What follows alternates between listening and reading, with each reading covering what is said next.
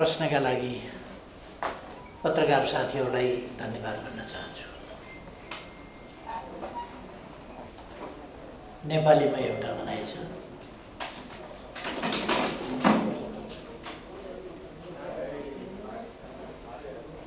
बाह्र वर्ष रामायण पढ्यो सीता कसकी जोई भन्ने एउटा छ। 12 बुँदा लामो वक्तव्य पढियो अनि पारित गरेको ठिक छ कि बेठिक छ भनेर प्रश्न फेरि साथीहरूले उठाउनु भएको छ। त्यो त लिखितमै जवाफ छँदैछ त्यहाँ।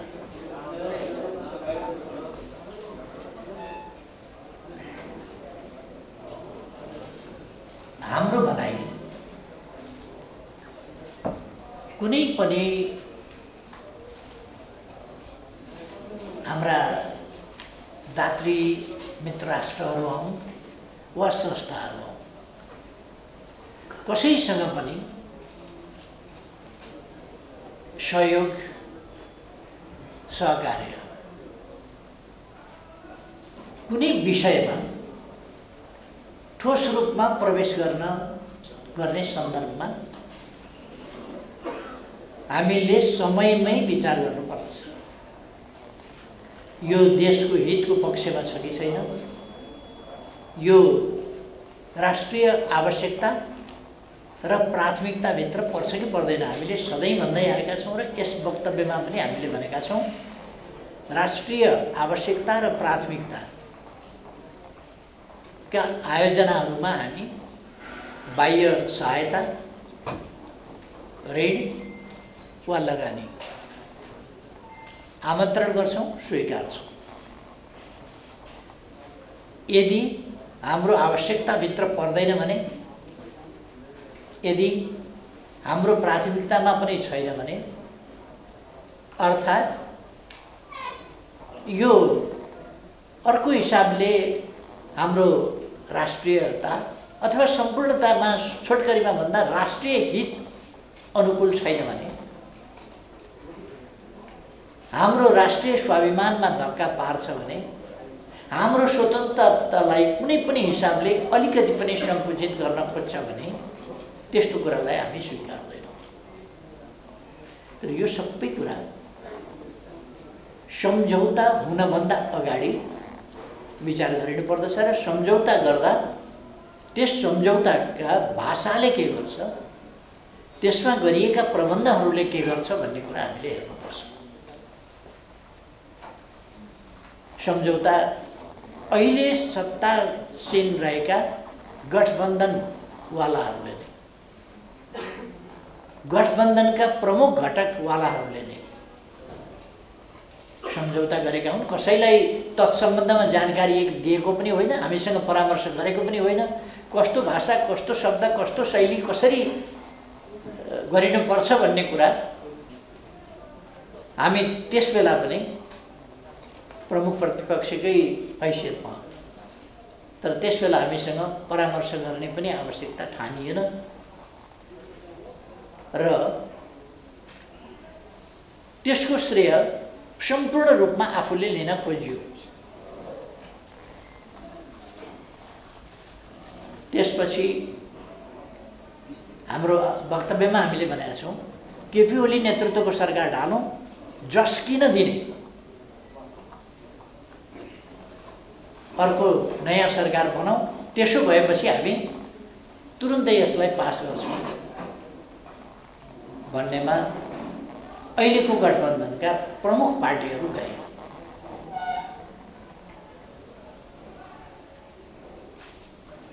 त्यसका निम्ति एमाले गल्ती गर्यो, संसदमा पेश गरिदियो। यो त सरकारले सुटुक्क लागू गर्थ्यो। सरकारले गर्नुपर्ने काम संसदमा पेश गरेर सार्वभौम सत्ता सम्पन्न जनताका प्रतिनिधिहरू रहेको सर्वोच्च संस्थामा पेश गरेर यो खुसुक्क लागू गर्न सकिने कुरालाई राष्ट्रिय महत्त्वको विषय बनायो भनेर। तर त्यो कुरा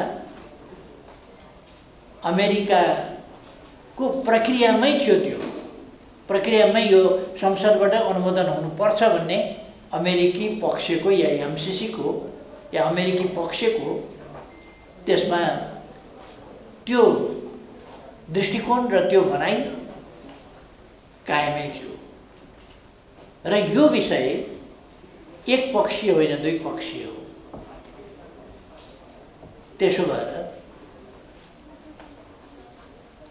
अर्को निर्लज्ज ढङ्गले हल्ला चलाइयो। केपी ओली नेतृत्वको सरकारको समयमा एउटा त संसदमा पेश गरेर गल्ती भयो। दोस्रो, प्रदीप गेवाली अमेरिका गएर एमसीसीको यसलाई अङ्ग बनाइयो भन्ने खालका के अरे आइपिएसको अङ्ग बनाइयो, एमसीसी प्रोजेक्टलाई आइपिएसको अङ्ग बनाइयो अथवा इन्डो पेसिफिक स्ट्राटेजीको अङ्ग बनाइयो भन्ने हल्ला चलाइयो। हिजो मात्रै पनि घटकका एउटा प्रमुख पार्टीका प्रमुख नेताको हामीले वक्तव्य सुन्यौँ र अमेरिका भनिरहेको छ आइपिएसको अङ्ग होइन। अहिले उहाँहरू भन्नुहुन्छ आइपिएसको अङ्ग होइन। अस्ति तथाकथित व्याख्यात्मक घोषणा उहाँहरूले, जसको कुनै अर्थ छैन, त्यस व्याख्यात्मक घोषणामा आइपिएसको अङ्ग होइन भन्नुभयो। अस्ति आइपिएसको अङ्ग हो भनेर बिथल्नुभयो। यसर्थ यसलाई सहज ढङ्गले, स्वस्थ ढङ्गले, यसभित्र राजनीति नगरिकन एउटा विकास परियोजनाको रूपमा यसलाई अगाडि बढाउनु पर्ने थियो। तर देशमा हुडलो मचाउन खोज्ने, देशमा मतभेद सिर्जना गर्न खोज्ने, द्वन्द्व सिर्जना गर्न खोज्ने र तपाईँहरूले यस बीचमा सुन्नुभएको छ पटक पटक अब साधारण आन्दोलनले भएन, शाकाहारी आन्दोलनले भएन, अब 64 को जस्तो गर्नु पर्यो, उस्तै पर्यो भने हामी जङ्गल जान सक्छौँ आदि इत्यादि। यस्ता धाक धक्कुहरू नेपाली जनताले सुन्नु पर्यो। नेपाली जनतालाई तर्साउन, धम्क्याउन खोजियो यस प्रसङ्गमा। किन खोजियो? त्यसका पछाडि अरू वास्तविक कारण केही पनि देखिँदैन। धम्क्याएर, त्रसित बनाएर आफ्ना कुरा माथि पार्न खोजेको मात्र देखिन्छ। यस्तो अवस्थामा सभामुखको भनाइरह्यो, पटक पटक म यो पेश गर्दिनँ भन्ने, र हामीले उसमा पनि भनेका छौँ, वक्तव्यमा नि भनेका छौँ कि यो पेश गर्न भन्दा त यहाँ रगतको खोलो बग्छ, म मर्न तयार छु, मारिन तयार छु आदि आवेगपूर्ण, उत्तेजनापूर्ण अभिव्यक्तिहरू उहाँका आए। र यसरी उहाँहरूले यसलाई यस्तो विषय बनाउनु भयो कि यो असाधारण राष्ट्रघात हो, असाधारण देशद्रोह हो, असाधारण देशका विरुद्धको विषय हो भन्ने कुरा गर्नुभयो। र उहाँहरूले आफ्ना कार्यकर्ताहरूलाई सडकमा हिंसात्मक ढङ्गले उतार्नु। हिजो सुनियो, हिजो सुन्दा हामी त राष्ट्रिय मेलमिलाप चाहन्छौँ, सडक भत्काएर, ढुङ्गा हानेर, टाउका फुटाएर, प्रहरी घाइते कार्यकर्ता सडकमा भिडाउने, आफूहरू यता सत्ता कसरी जोगाउने भन्ने कुरा, गठबन्धन कसरी जोगाउने भन्ने कुरा, एमसीसीमा राष्ट्रघात भएको हो कि होइन तपाईँहरूले सोध्नुपर्ने कुरा उहाँहरूलाई। एमसीसीमा राष्ट्रघात भएको हो कि होइन भने किन हल्ला चलाउनु भयो, किन कार्यकर्ता परिचालन गर्नुभयो, किन ढुङ्गामुढा गराउनु भयो, किन बाटो भत्काउनु भयो? त्यो भत्काएको बाटो प्रचण्ड र माधव नेपालहरूले कार्यकर्ता उकासेर, आवेश उत्तेजनामा ल्याएर, देशभक्तिको एउटा सेन्टिमेन्ट उरालेर बाटो भत्काउन र ढुङ्गामुढा गर्न लगाउनु भयो र वातावरण अशान्त बनाउन, जनतालाई दुखित बनाउन, पीडित बनाउन लगाउनु भयो। अनि सत्ता जोगाउनका लागि सभामुखको पद पनि जाने भयो, नत्र भने माधव नेपालको पद जाने भयो। त्यसो भएपछि यो एमसीसी पारित गर्न पर्यो। के राष्ट्रवादको प्रश्न हो भने, सार्वभौम सत्ताको रक्षाको प्रश्न हो भने सभामुखको पद र फलानाको पद जस्ता कुराहरू त्यससँग जोडिन वा साटिन सक्छन्। त्यो जोडिन वा साटिन सक्ने विषय नै होइन, तर उहाँहरूले त्यसै गरी व्याख्या गर्नुभएको तपाईँहरूले सुन्नुभएको छ। र हामीले भनेका छौँ, हामीलाई त यही कुरा तपाईँहरूले 15 गते अगाडि किन भन्नु भएन भनेर हामीले भन्न चाहेका हौँ। हामी कुनै छलेर कुरा गर्दैनौँ, तर हामीले संसदमा छलफल गर्न चाह्यौँ, संसदमा वातावरण बनाउन चाह्यौँ र संसदमा वातावरण बनाएर हामीले संसदमा छलफलमा सहभागी हुन चाह्यौँ। तर हामी माथि ज्यादतीपूर्ण ढङ्गले व्यवहार गरियो, असंवैधानिक, गैर कानुनी, असंसदीय क्रियाकलाप हाम्रा विरुद्ध गरियो। 12 बजे रातिसम्म संसद चलिराखेको छ, त्यसलाई 12 बजे राति बन्द गरेर भोलिपल्ट बिहान संसद नभएको हुनाले, नभएको अवस्थामा आफैले संसद राति 12 बजे बन्द गर्ने, भोलिपल्ट बिहान संसद नभएको हुनाले अध्यादेश ल्याउनु पर्यो भनेर अध्यादेश ल्याउने र कति प्रतिशत भए पुग्छ भनेर सोधिकन 20% तिनै मान्छेहरूले ल्याउने, जसले संसद नभएका बेला 40% सांसद वा 40% केन्द्रीय सदस्य भनेर हामीले अध्यादेश ल्याउँदा चर्को विरोध गरेका थिए, असंवैधानिक, अलोकतान्त्रिक भनेर विरोध गरेका थिए, विभिन्न षड्यन्त्रको आरोप लगाएका थिए। त्यहाँ कुनै षड्यन्त्र थिएन। तर केन्द्रीय कमिटी पाटामा हिँड्दा हिँड्दै 51 जनाको केन्द्रीय समिति 400 पुर्याइदिने, 200 को केन्द्रीय कमिटी छ भने त्यसलाई 7000 पुर्याइदिने, यस प्रकारका प्रवृत्ति भएको हुनाले सांसदहरूको जुन संवैधानिक अधिकार हो त्यसको समुचित ढङ्गले प्रयोग गर्ने बाटो छेकिएको हुनाले हामी फेरि पनि भन्छौँ, संवैधानिक अधिकार स्वस्थ ढङ्गले प्रयोग गर्न पाउनुपर्दछ। त्यो अधिकार हो, त्यस नाउँमा विकृति पैदा गरिन हुँदैन, त्यसलाई निषेध पनि गरिन हुँदैन। त्यसर्थ हामीले त्यसबेला ल्याएका थियौँ। पछि हाम्रो पार्टी फुटाउनका लागि 20% केन्द्रीय सदस्य वा 20% सांसद भनेर 20% मा झार्ने काम हो, जुन षड्यन्त्रपूर्ण थियो, छली काम थियो, गैर कानुनी काम थियो र त्यसको हामीले विरोध गर्यौँ। र हामीले पार्टीमा अनुशासनहीन काम गरेका, पार्टी फुटाएका, पार्टीको सरकार ढालेका, अराजक अनुशासनहीन काम गरेर संसदीय मर्यादा, संविधान सबै कुरा उल्लङ्घन गरेका केही त्यस्ता अपराधिक क्रियाकलापमा, राजनीतिक हिसाबले अपराधिक क्रियाकलापमा, पोलिटिकल क्राइम, इल्लिगल कुरा, त्यस्ताहरूमा संलग्न केही व्यक्तिहरूलाई हामीले पार्टीबाट निकाल्यौँ। अरूले पार्टीबाट निकाल्दा 24 घण्टा नभइकन सूचना जारी हुने। हामीले साउन 25 गते निष्कासन गरेको भदौ 1 गते निर्वाचन आयोग र सभामुखमा जानकारी गराइसकेपछि पनि 10 गतेसम्म सूचना जारी नगरेर त्यसलाई मान्यता नदिएर षड्यन्त्रपूर्ण ढङ्गले अर्को पार्टी खोलाउने र एमाले फुटाउने काम गरिएको हुनाले हाम्रो माग फरक थियो। हामी माथिको अन्यायलाई सच्याएर हामी पनि संसदको प्रक्रियामा सहभागी हुने अवसर दियोस् भन्ने हाम्रो माग थियो। त्यसलाई नजरअन्दाज गरिएको हुनाले, त्यसलाई पेलेर जाने नीति लिएको हुनाले, संवैधानिक, कानुनी, लोकतान्त्रिक र संसदीय बाटोभन्दा पृथक हटेको हुनाले हामीले त्यसमा आफ्नो विरोध जनाइरहेका थियौँ। यदि लोकतान्त्रिक अभ्यासको हिसाबले मान्ने हो भने,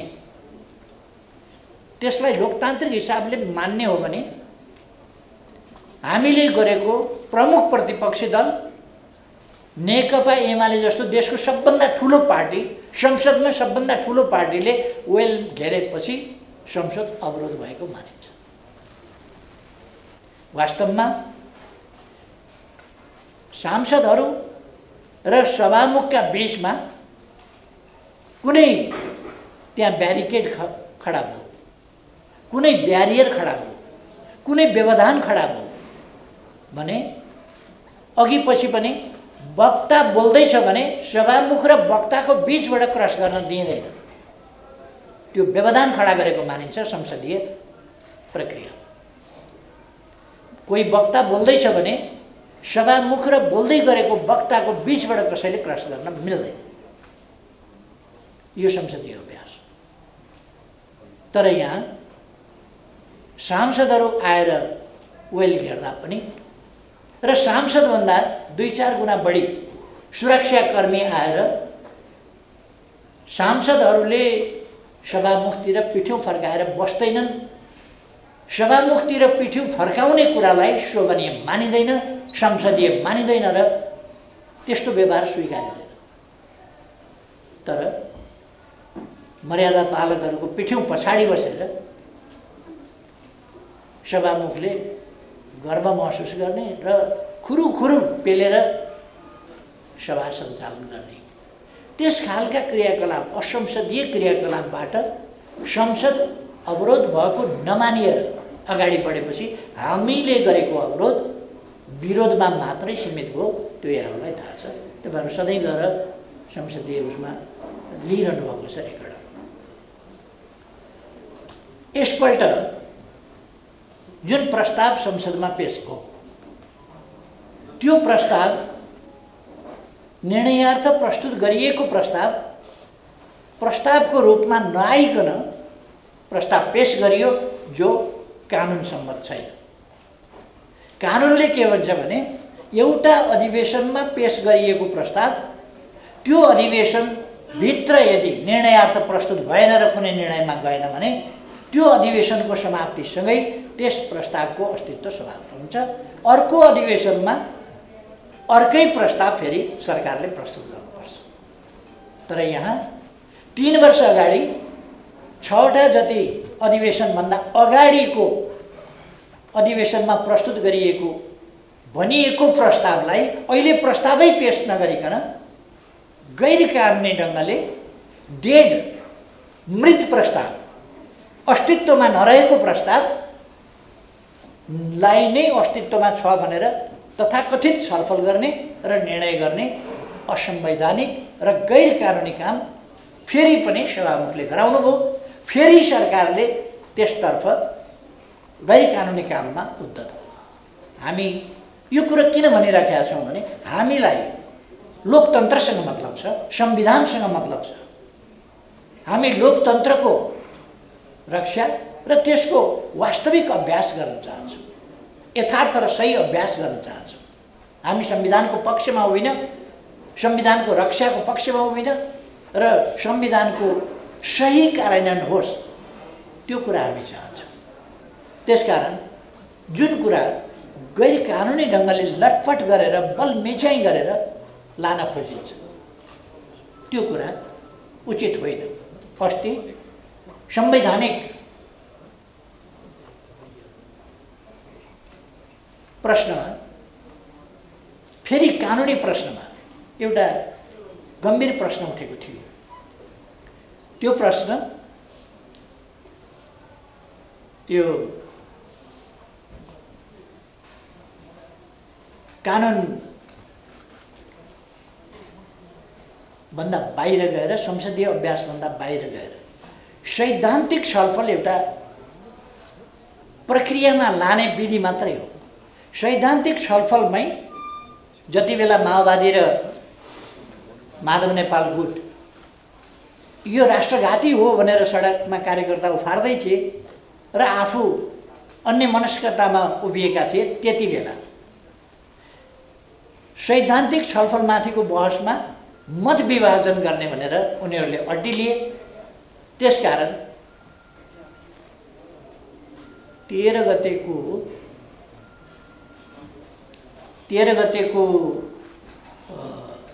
छलफल अगाडि बढ्न सकेन। त्यसै कारण 14 गतेको छलफल पनि अगाडि बढ्न सकेन र त्यो कुरामा हाम्रो विरोध रह्यो, किनभने त्यो संसदीय अभ्यासको कुरो होइन। त्यसो हो भने त बहुमतले कहिल्यै पनि छलफलै गर्न दिन्न, डिभिजन माग्छु छलफल हुँदैन भनेर कुनै पनि प्रस्ताव, सरकार त बहुमतमा त हुन्छ नै, सरकारले ल्याएको कुनै प्रस्तावमाथि छलफलै हुन नदिने भयो, किनभने उसले सैद्धान्तिक छलफललाई नै निषेध गरिदिन्छ। यस खालको बाटो लिन खोजेपछि यो अत्यन्तै गैर संवैधानिक कुरा हो। हामी त सहभागी हुन पाइरहेका थिएनौँ प्रक्रियामा, तर पनि यो अत्यन्त गैर संवैधानिक कुरा हो, असंवैधानिक कुरा हो र गैर कानुनी कुरा हो र यो लोकतन्त्रको मूल्य मान्यता र मर्म विपरीतको कुरा हो, कानुनको व्यवस्थाभन्दा विपरीतको कुरा हो। हामीले पनि त्यसलाई चाहिँ रेसिस्ट गर्यौँ। अब एमसीसी हामीले यसमा भनेका छौँ, एमसीसी पारित भइसकेको छ। सधैँ विवाद मात्रै गरेर यो त पारित भइसक्यो, अब यसलाई कार्यान्वयनमा हेर्नुपर्नेछ र यसको सही राष्ट्रिय हितको पक्षमा, देशको विकासको पक्षमा, हाम्रो सार्वभौमसत्ता र स्वाधीनतामा, स्वतन्त्रतामा अलिकति पनि कुनै प्रावधानले तलमाथि नपर्ने गरी यसको कार्यान्वयन हुनुपर्छ। यदि कुनै हिसाबले देशको सार्वभौमसत्तामा, स्वाधीनतामा, स्वतन्त्रतामा वा हाम्रो राष्ट्रिय हितमा, राष्ट्रिय स्वाभिमानमा कहीँ पनि तलमाथि पार्न खोजियो भने नेकपा एमालेलाई त्यो मान्य हुन सक्दैन, हामी मान्दैनौँ भनेर हामीले पहिले नै भनेका छौँ। यो हामीसँग हुँदैन। अहिले यस सम्बन्धमा सो कल्ड फेस सबै, उहाँहरूकै भाषामा भन्ने हो भने एउटा लाज छाप्नका लागि पातलो एउटा धरो चाहियो। त्यही धरो हो यो व्याख्यात्मक घोषणा, जसको सम्बन्धमा एमसीसीले उसै दिन त्यो कुरा यता तयारी हुँदै थियो, त्यो पातलो लाज छोप्ने के हो त्यो यहाँ तयारी हुँदै थियो, त्यसै बेला एमसीसीको तर्फबाट उनीहरूले स्पष्ट पारिसके कि यसको सम्झौतासँग कुनै अर्थ छैन। व्याख्यात्मक घोषणा नेपाली जनतालाई झुक्क्याउने, अल्मल्याउने, धोका दिने एउटा ठगी धन्दा हो। त्योभन्दा माथि केही पनि होइन यो व्याख्यात्मक घोषणा। त्यसकारण व्याख्यात्मक घोषणा निरर्थक छ। तर एउटा कुरा, यसबाट हामी नेपाली जनताले अहिले सरकारले रोस्टममा उभिएर यो व्याख्यात्मक घोषणा लागू हुन्छ र यो लागू कहीँ भएन भने, यो तलमाथि पर्दैन, लागू भएन भने यो सम्झौता त्यति बेरै रद्द हुन्छ भनेर भनेका छन्। यो हामीले हेर्नुपर्छ के भनेको। त्यसकारण हामीलाई समाउने ठाउँ, नेपाली जनतालाई समाउने ठाउँ गठबन्धनको सरकारले दिएको छ। यदि हामी समाउन सक्छौँ भने हामी त्यस्तो प्रश्नहरूमा बहकिनु पर्ने जरुरी छैन। हामी यी प्रसङ्गहरूमा हामीले हाम्रो वक्तव्यमा नि भनेका छौँ, हामी हाम्रा छिमेकीहरूसँगको सुमधुर सुसम्बन्ध, सन्तुलित सम्बन्ध र पारस्परिक हित, लाभ र सम्मानका सम्बन्धहरूमा महत्त्वका साथ ध्यान दिन्छौँ। त्यस विपरीत हामी कुनै हिसाबले कुनै व्यवहार, अरू प्रकारका व्यवहार कहीँबाट हुन दिँदैनौँ। हाम्रा छिमेकीहरूसँग हाम्रो बाहिर कुरामा ओठेभक्ति र व्यवहारमा कैँची चलाउने खालको दोहोरो क्रियाकलाप हुँदैन। हामी जे भन्छौँ त्यही गर्छौँ, जे गर्छौँ त्यही भन्छौँ र हामी मित्रतापूर्ण, भरपर्दो र विश्वसनीय सम्बन्ध हाम्रा छिमेकीहरूसँग राख्छौँ। हाम्रा दात्री राष्ट्रहरू, हाम्रा सहयोगी सरकारहरू, हामीसँग सहकार्य गर्ने हाम्रा विकासका साझेदारहरू, सरकार वा संस्था सबैसँग पनि हामी सुमधुर सम्बन्ध राख्छौँ र हाम्रो देशको हितमा त्यस्ता कुराहरूलाई प्रयोग गर्छौँ। यसमा हामी स्पष्ट छौँ र सबैलाई हामी स्पष्ट पनि पार्न चाहन्छौँ।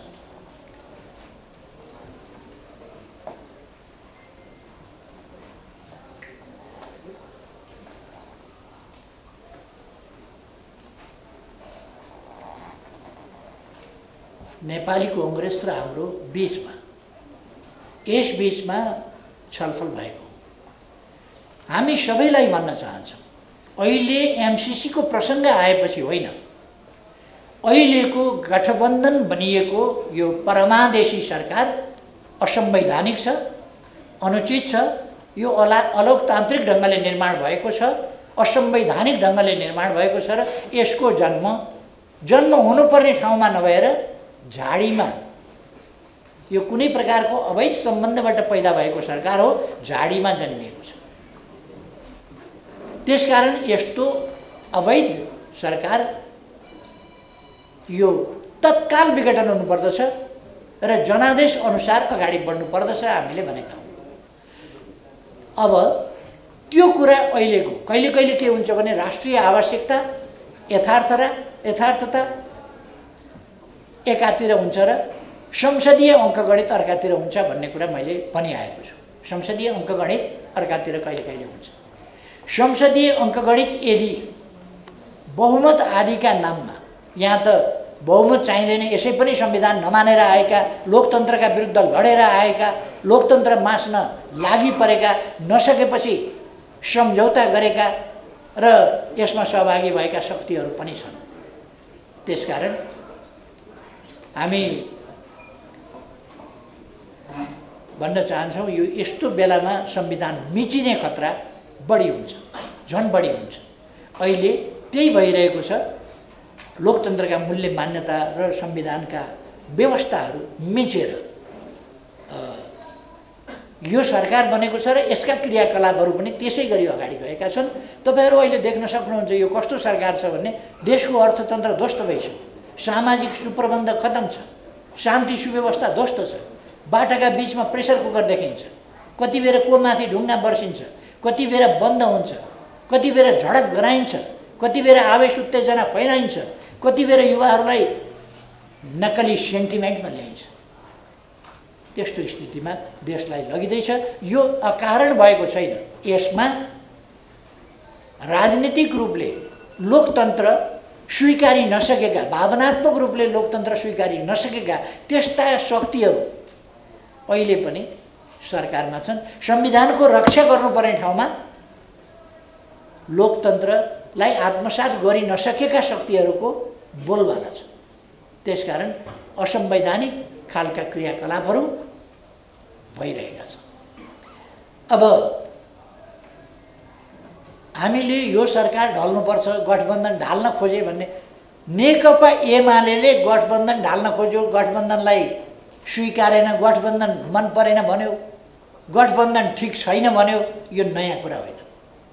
अघि नै मैले भने यो असंवैधानिक गैर कानुनी अनुचित ढङ्गले बनेको परमादेशी हो। यो जनादेशी सरकार होइन, जनादेशबाट बनेको होइन। आजको जनादेश यो होइन। त्यसकारण हामीले भन्यौँ ताजा जनादेशमा जाउँ। लोकतन्त्रमा समयभन्दा अगावै जनादेशमा जाने प्रचलन छ संसदीय प्रणालीमा।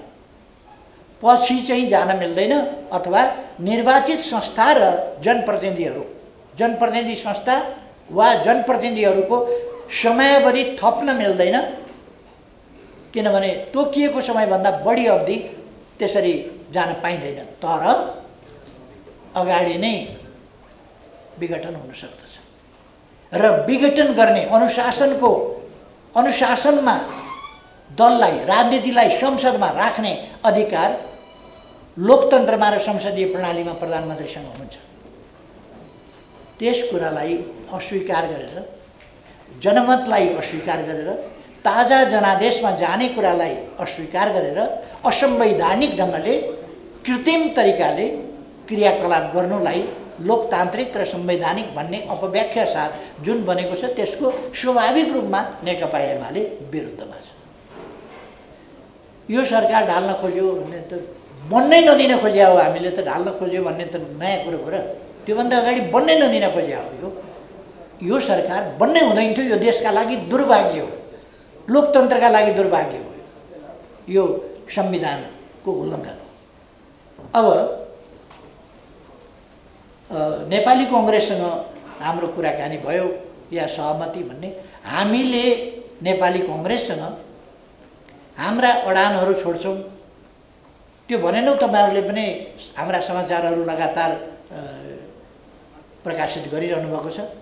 हामीले लोकतन्त्रका आधारभूत प्रश्नहरू, आधारभूत मूल्य मान्यता र प्रणालीको रक्षाका लागि, संविधानको रक्षाका लागि आधारभूत रूपमा या मूलभूत रूपमा सहमति, समझदारीका साथ लोकतन्त्रका लागि बलिदानपूर्ण सङ्घर्ष गरेर आएका र योगदान गरेका एमाले र कङ्ग्रेस जस्ता शक्तिहरूको आधारभूत समझदारी हुनुपर्दछ भनेर हामीले भनेका हौँ।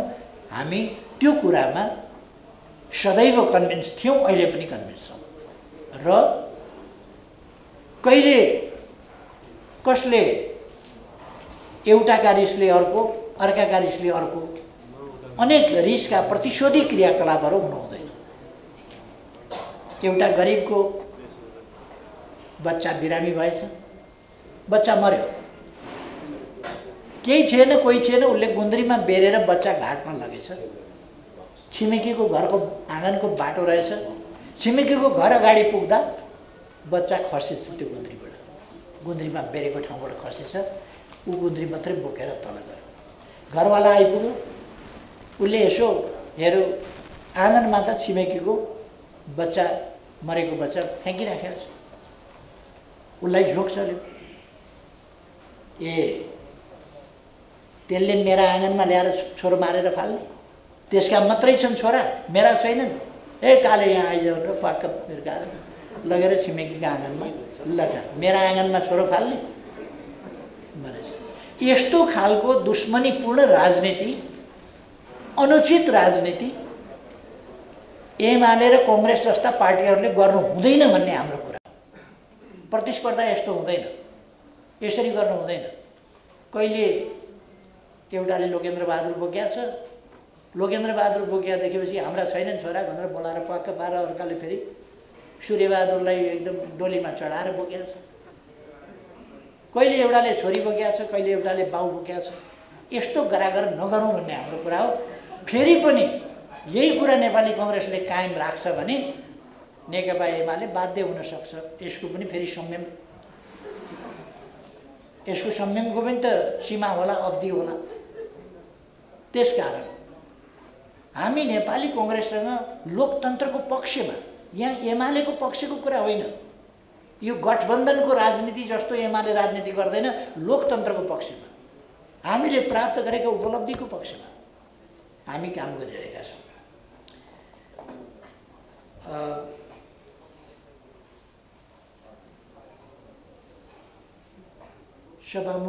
सभामुखमाथि आलोचना गर्नुहुन्छ, महाभियोग किन ल्याउनुहुन्न भनेर।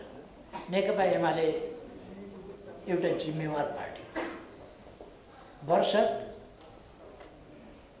सक्छु भन्ने बित्तिकै के कति बेला कसरी गर्ने भन्ने कुरा हेक्का नराखिकन खुरुखुरु गर्दैन। सभामुखमाथि महाभियोग ल्याउँदैन भन्ने पनि छैन, ल्याउन सक्छ, ल्याउँछ नै भन्ने पनि छैन। उहाँले राजीनामा गर्नुभयो भने नल्याउन पनि सक्छ। हामी उहाँको राजीनामा पर्खिराखेका छौँ। ससम्मान बहिर्गमित हुनुहोस्, ससम्मान हट्नुहोस्, कमसेकम संसदले निष्कासन गर्नु पर्यो भन्ने नहोस् भन्ने पनि हामी सोचिरहेका छौँ। उहाँका क्रियाकलापहरू अनुचित छन्, तर त्यो अनुचित क्रियाकलापलाई सच्याउने वा कुनै व्यक्तिप्रति पुनिटिभ एक्सन लिँदा कस्तोसम्म लिने, कसरी लिने, कति बेला लिने भन्ने कुरा नेकपा एमाले विचार गर्छ।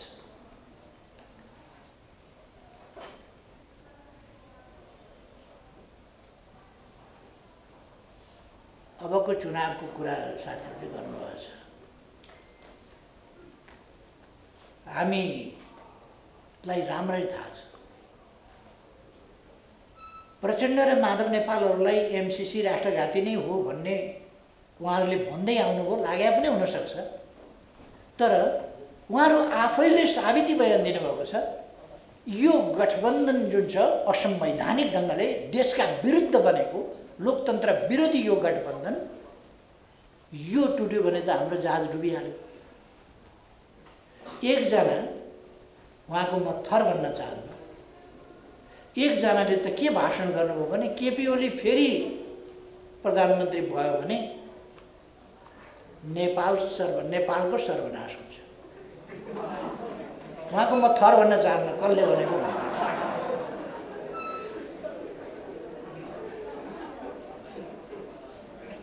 त्यो किन आत्तिनु भयो उहाँ त्यति साह्रो? नेपालको पार्टी पनि ध्वस्त हुन्छ, चुनावमा पनि नेपालको पार्टीले धुलो चाड्छ अरे, नेपाल समाप्त हुन्छ। अनि एमसिसी पास भएको त त्यस कारणले भन्नुहुन्छ उहाँहरूको हैसियतले एक्लै चुनावमा जान दिँदैन।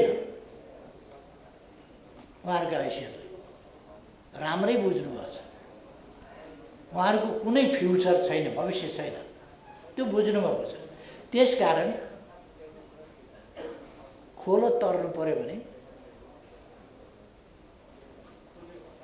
अलिक मान्छे एउटाले अर्कोलाई समातेर अनि लस्करै भएर तर्छन्, ताकि बगाइहाल्यो भनेदेखि लस्करैले तानेर बाहिरदेखि काले तानेर फेरि निकालौँ भनेर। उहाँहरूको हालत त्यही छ। यसो हेर्नुहुन्छ एमाले नामको गडगडाएको खोलो छ, पारी कसरी पुग्ने?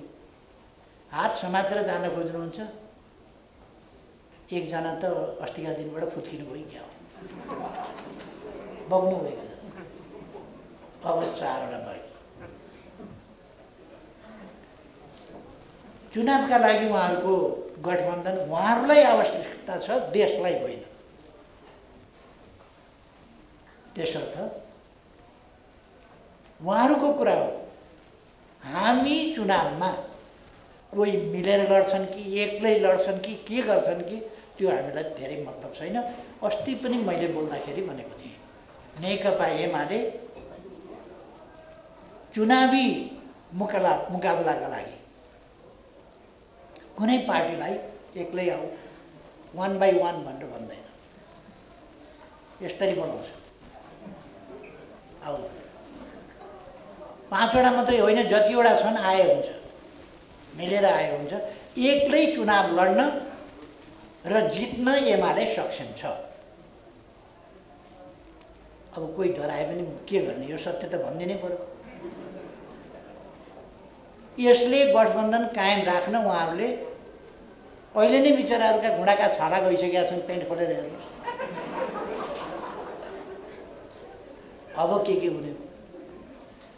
तसर्थ अबको चुनावमा तपाईहरुले स्थानीय तहको चुनाव भनेको कि पछिल्लो भनेको जुन भए पनि तपाईहरु परिणाम पर्खनुस्, परिणाम हेर्नुस्। आज एउटा कुरा, बिहान एउटा कुरा, दिउँसो एउटा कुरा, आफ्टरनुनमा अर्को कुरा, बेलुका अर्को कुरा, राति अर्को कुरा, भोलि बिहान अर्कै कुरा। अमेरिकातिर फर्क्यो अर्कै कुरा, अर्कोतिर फर्क्यो अर्कै कुरा, कार्यकर्तातिर फर्क्यो अर्कै कुरा, गठबन्धनमा गयो अर्कै कुरा, कांग्रेससँग गयो अर्कै कुरा। एउटा चिनिया नाटक हुन्छ, त्यस नाटकमा हिरो हुन्छ एउटा, त्यसले यस्तो मकुण्डो लगाएको हुन्छ, चट्ट आउँदाखेरि ऊ एउटा बादशाहको मकुण्डोमा देखिन्छ। यस्तो गर्दाखेरि मुन्टो हलाउँदा ऊ बादशाहकी श्रीमती अथवा साम्राज्ञी भएर महिलाको चेहरा त्यहाँ देखिन्छ। यसो गर्ने बित्तिकै जर्नलको चेहरा देखिन्छ, यसो गर्ने बित्तिकै काम गर्ने मान्छेको चेहरा देखिन्छ। यसो अमेरिकातिर झट्याक्क पारेर हेर्दा यो एमसिसी सम्झौता गर्छन्। के हो यो भनेर भन्दा सेप्टेम्बर 29 को दोहोरो हस्ताक्षर दायाँ बायाँ सही छाप भनेको सुन्नुभयो होला नि। दायाँ बायाँ सही छाप पार्टीले गरेको, सरकारको काममा पार्टीले सही गरेर प्रधानमन्त्रीले अर्को एउटा व्यक्तिसँग अर्को एउटा पार्टीको के हैसियत हो थाहा छैन, कबुलियत नाम। अनि यता कार्यकर्तातिर फेरि झ्याट्ट अनुहार पारो, क्रान्तिकारी, देशभक्त, राष्ट्रवादी कामरेडहरू यस्तै लडतर आन्दोलनले अब हुँदैन, अब बलिदानपूर्ण उहिलेका कुरा सम्झिएर जेल जानुपर्छ भने पनि जाने, मर्न पर्छ भने पनि मर्ने, कसो यता उता अर्को खालको यसर्थ ती खालका कुराहरूको अन्त्य नेपालले खोजेको छ, नेपाली जनताले अन्त्य खोजेको छ। अर्को भन्नुभयो प्रचण्ड र माधवले काम गर्न दिएनन् मलाई भन्नुभयो, अब फेरि त्यही भन्न जनताका बिचमा जानुहुन्छ कि भनेर। तपाईँले राम्रो पुरा कुरा सुन्नुभएको छैन कि सुन्नुहुन्न कि सुन्न खोज्नुहुन्न कि? हामीले काम गर्न दिएनन् मात्रै भनेको छैन, जति काम गर्न खोजेका थियौँ त्यति दिएन, काम गरेको छैन हामीले। बाटा हेर्नुहोस्, कति बाटा बनेका छन्, तथ्याङ्क आँकडा हामीले निकालिदिएका छौँ। पुनर्निर्माणको काम कति भएको छ त्यो हेरेका छौँ। एयरपोर्टहरू हेर्नुहोस्, तपाईँ इन्टरनेसनल एयरपोर्ट यहीँ काठमाडौँको इन्टरनेसनल एयरपोर्ट हेर्न जानुहोस् त। मेरो नेतृत्वमा सरकार बन्नभन्दा अगाडिको अवस्था कस्तो थियो, अहिलेको अवस्था कस्तो छ? यदि यस बिचमा कथम कदाचित तपाईँहरू नजाने त कुरै भएन, तर तपाईँहरू कोही पुगेको थिएन भने तपाईँहरूले भिन्नता अवश्य देख्नुहुन्छ, बाटाहरूमा देख्नुहुन्छ। अहिले अलिकति खाल्डा पारे होलान् माओवादी कार्यकर्ता र माधवका कार्यकर्ताहरूले उखेलेर भरेर त्यो कतै आगो लगाउने, कतै चाहिँ भत्काउने, कतै के गर्ने गरिराखेका थिए, त्यसले अलिक बिगारे होला। तर पनि बाटाघाटो तपाईँहरूले देख्नुभएको छ। हामी कति काम गरेका छौँ त्यो कुरा देशले देखेको छ, अनि तपाईँहरूले देख्नुभएको छैन। हामी गर्न पाएनौँ, गर्न सकेनौँ होइन, गरेका छौँ। हामीले यो काम गरेका छौँ भनेर, अरू जस्तो अरूको आलोचना मात्रै होइन, हामीले यो काम गरेका छौँ भनेर लिएर जनताका बिचमा जान्छौँ। त्यसर्थ जनताका बिचमा त्यसरी जान्छौँ र हामीले भने जस्तो तपाईँहरूले देख्नै भएको छ। उता देशमा काम गर्यो, विभिन्न परियोजना, नयाँ नयाँ आयोजना, नयाँ नयाँ दृष्टिकोणका साथ अगाडि बढायो। सामाजिक सेवाको क्षेत्र होस्, इन्फ्रास्ट्रक्चरको क्षेत्र होस्, विद्युतको क्षेत्र होस्, सञ्चारको क्षेत्र होस्, अरू विभिन्न क्षेत्रहरूमा, कृषिको होस्, उद्योगको होस्, सबै क्षेत्रमा हामीले गरेका कामहरू ती छ। घरमा फर्कियो, फेरि पार्टीमा आयो, दन्तमा जाऊ, दन्तमा जाऊ, यो भएन, त्यो भएन, मलाई पुगेन, मेरो अपमान भयो, मान चाहियो, सम्मान चाहियो। बल्ल मलाई चाहिँ नि फिलिङ भयो, अध्यक्ष भएको जस्तो फिलिङ भयो। बल्ल यो फिलिङ अझै पुरा हुन पर्यो, पाउनु पर्यो। अहिले मलाई छोडिदिनु पर्यो, अहिले यो गरिदिनु पर्यो। यस्ता खालका कुराहरू तपाईँहरूले देख्नुभएको छ। कहिल्यै काममा छलफल हुन नदिने, कामका विषयमा छलफल हुन नदिने, झमेला मात्रै पार्टीमा सिर्जना गर्ने, सरकारमा आफ्ना भनेको मान्नेहरूलाई लिएर व्यवधान खडा गर्ने, गति रोक्न खोज्ने, यी सबै कुराहरू तपाईँहरूले देख्नुभएको छ। त्यसका बावजुद हामीले काम गरेका छौँ, यिनीहरूले व्यवधान गरेकै हुन्। त्यसकारण मैले धेरै भनिरहनु पर्ला जस्तो लाग्दैन। यस मैले गरेको अहिलेको संक्षिप्त व्याख्याबाट तपाईँहरूले बुझ्नुभएकै छ। एमसिसी यथास्थितिमा यो भ्रम नपार्नु कि कुनै सुधार गरेर यथास्थितिमा पास हुँदैन भन्थे नि, अनि घरमा गएर यिनले पढेको हो यो कुरा भनेर घरमा गएर पढेको कुरो एमसिसीमा लागु हुन्छ? त्यस्तै त हो नि, घरमा गएर पढे जस्तै हो। यथास्थितिमा जुन सम्झौता हो त्यही सम्झौता पारित भएको छ। जुन सम्झौता भएको थियो त्यही सम्झौता, र जनतालाई धोका दिने कोसिस भएको छ। यसमा हामीले यहाँ भनेका छौँ, यस्तो धोका दिएको पटक पटक देख्दा देख्दै ती पार्टीका कार्यकर्ताहरू होला विभिन्न कारणले, भावनात्मक पुरानो लिगेसी सम्बन्ध अनेक होला, तर बुझिकन जानिकन जब गलत ठाउँमा लगिराखेको छ भन्ने थाहा पाएपछि एउटा उहिले पेड फाइपर अफ के हेमलिन के भन्ने थियो एउटा पेड फाइपर अफ हेमलिन। एउटा सहरमा मुसाले साह्रै दुःख दिएपछि एउटा अर्को सहरबाट चाहिँ खोजेर ल्याएछन् एउटा बिन बजाउनेवाला बाँसुरी बजाउनेवाला मान्छे भाडामा। अनि उसले बाँसुरी बजाउँदै लगेर सबै मुसाहरूलाई समुद्रमा छोडेछ। पछि तिनीहरूले पैसा दिएनन्, उसले फेरि फिर्ता ल्यायो, फिर्ता ल्याइदियो सहरमा मुसाहरू। तर एउटा कुरा के हो भने आजको हाम्रो युवा जमातले एउटा मान्छेले जनयुद्ध भनेर बाँसुरी बजायो, जनयुद्धमा 17,000 मान्छे लाइन लागेर मर्न तयार हुने, अर्कोपल्ट अर्को भन्यो एमसीसी राष्ट्रघात भन्यो, अब अर्को भन्यो फेरि गठबन्धन टुट्ने भएको हुनाले यो जोगाउनु पर्यो, त्यसकारण पास गर्नु पर्यो भने जता जता बाँसुरी फर्काएर बजायो त्यतै आजको युवा पङ्क्ति कुद्ने, आजका बुद्धिजीवी, आजको संसार जगत, आजको सचेत दुनियाँ एउटा मान्छेको गलत बाँसुरीका पछाडि नै कुद्ने। यो कुरा उचित हुँदैन। त्यसकारण म सबै साथीहरूलाई यस्ता भ्रमहरूबाट, यस्ता धोकाहरूबाट मुक्त हुन र कमसेकम आफ्नो बुद्धिको प्रयोग, देशप्रति इमान्दार हुनु, देशका निम्ति काम गरौँ, देशका निम्ति लडौँ। त्यसका निम्ति के गर्नुपर्छ मैले भनिरहनु पर्ला जस्तो लाग्दैन। हामी देशका निम्ति काम गर्नका निम्ति सबै महानुभावहरूलाई आह्वान गर्दछौँ, आउनुहोस् सँगै मिलेर देश बनाऊ। अब अहिले यति, साथीहरूको अरू केही जिज्ञासा भएपछि धन्यवाद।